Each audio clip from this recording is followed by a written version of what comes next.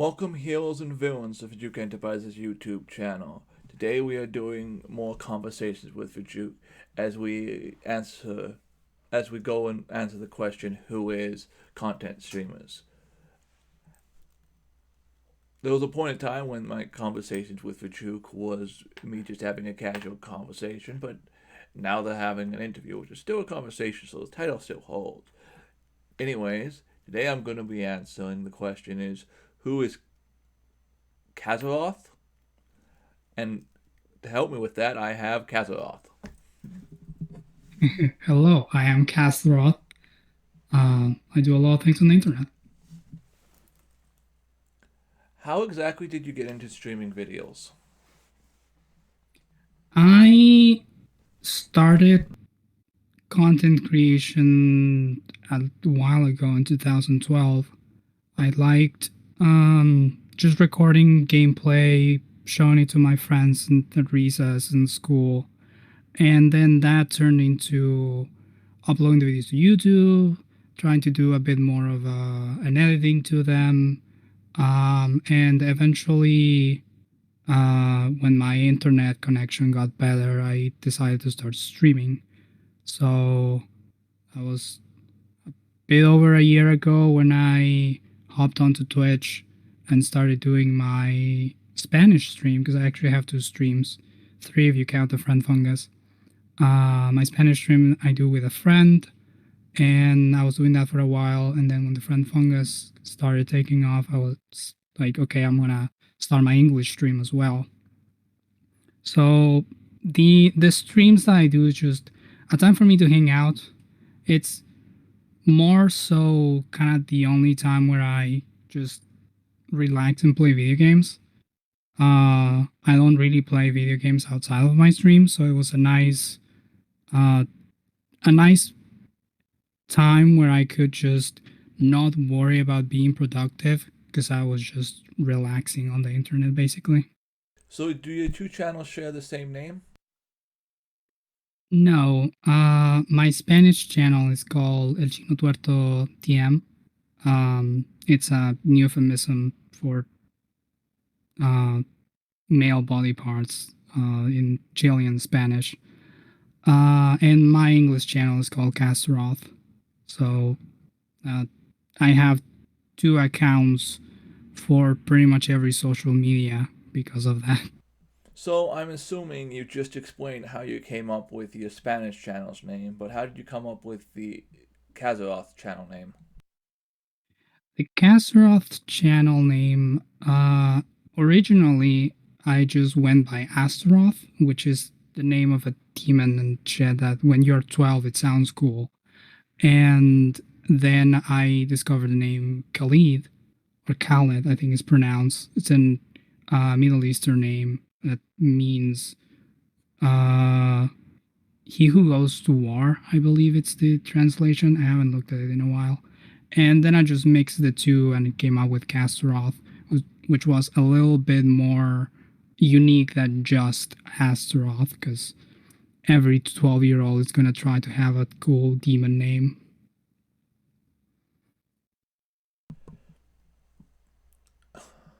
So, why, if you were content creating for about 9 years now, why did you choose to go to Twitch out of everything available? Which is a lot more straightforward.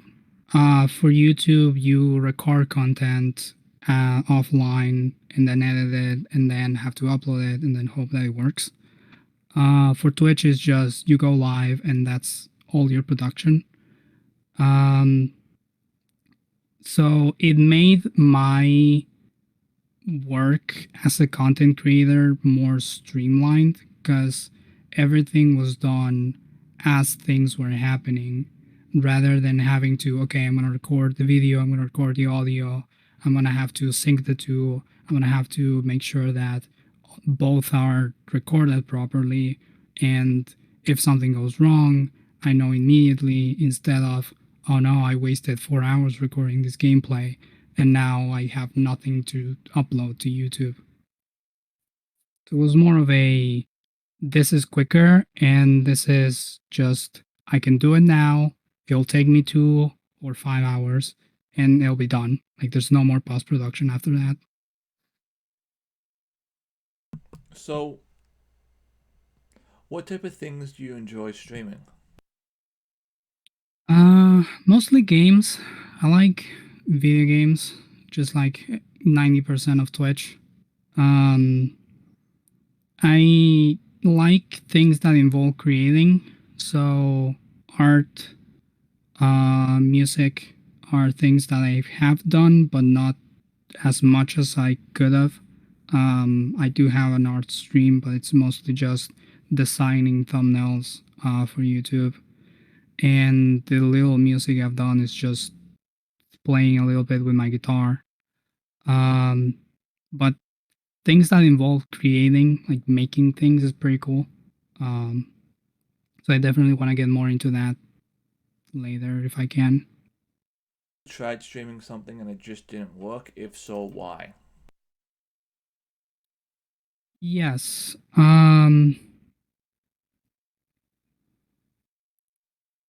There, if you're doing narrative content on a channel that doesn't have an audience, then you're kind of, if people don't join the stream from the beginning, they'll be lost and it will just won't work. Um, there are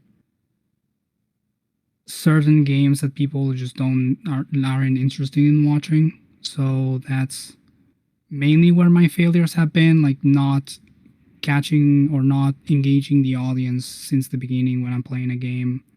But I haven't expanded too much further than that, so it's not like I've tried to mm, do some crafting anything more. Like I haven't gone into that genre yet.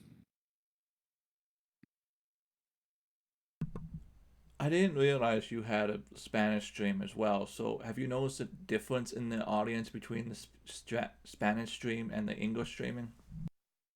Yes, definitely. My Spanish stream is a lot more like most streams go, because you're just streaming to Twitch, not really caring too much about community building, kind of just pressing live and hoping for the best.